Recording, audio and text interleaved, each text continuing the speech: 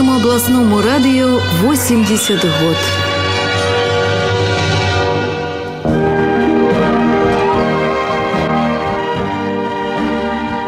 Говорить Гомель. У ефірі черговий випуск програми Гомельському обласному радіо 80. Вас, шановні слухачі, вітаю я, автор ведучий Михаил Болсун.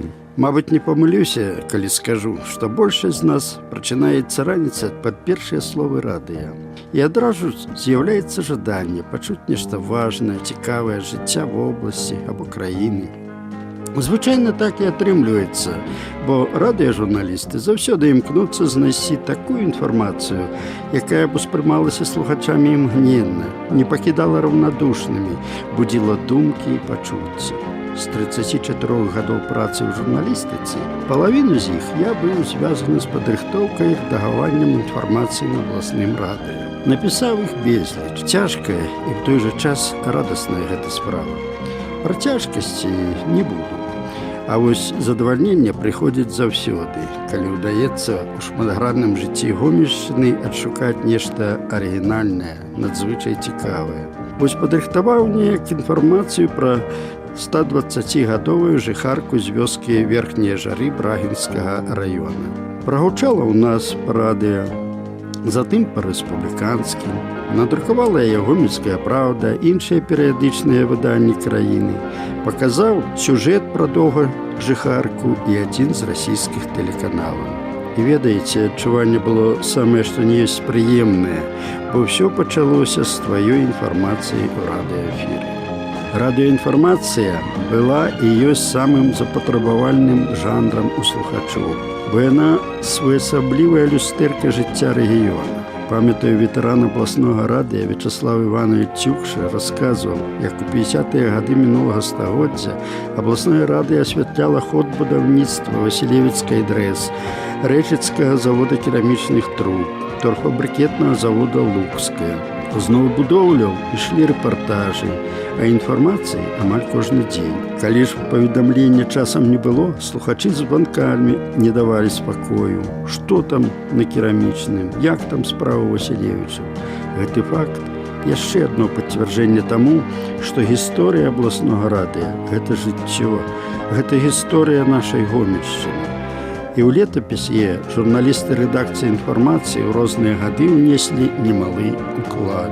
Ось думки моего былого коллеги по редакции Александра Потапенки. Я начал работать на областном радио 1 апреля 1981 года. Работал в редакции информации. Состояла она тогда из 4 человек. Тюкша Вячеслав Иванович с Козейкой Николаем делали вечерние новости, а я с Евгенией Александровной Гавриловой делал утренние новости.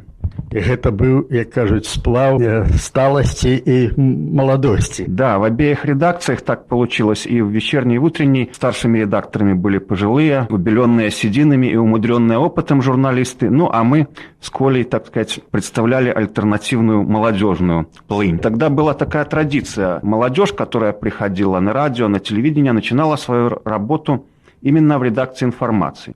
Потому что, работая над новостями, мне уже буквально в первый год довелось побывать почти во всех районах области, на многих предприятиях. Коллеги с районных газет нам давали информацию практически из каждого района. У нас был график, по которому мы их обзванивали. Практически еженедельно кто-то один из редакций выезжал в какой-то район, привозили пленочные материалы, репортажи живые такие, интервью. Николай Козейко, он был мастером репортажа. Евгения Александровна Гаврилова, Тюкша Вячеслав Иванович. Это тоже были мастера своего дела. У них было чему поучиться. Информация у мастера, она получается как законченное произведение искусства. Не убавить, не добавить уже ничего нельзя. Должен сказать, что выпуски, которые делались тогда, утренние, вечерние, они были очень насыщенные. Именно рассказывали о жизни области. То есть жизнь области наша показывалась во всем ее многообразии. Работать было очень интересно.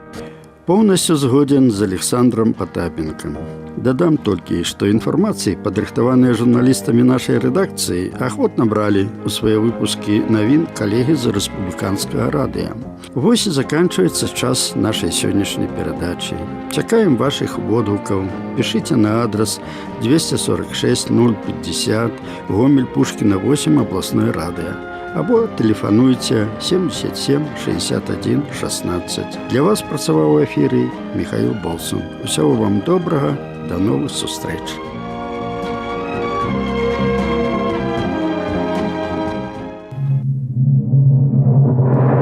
Гомельскому областному радио 80 год.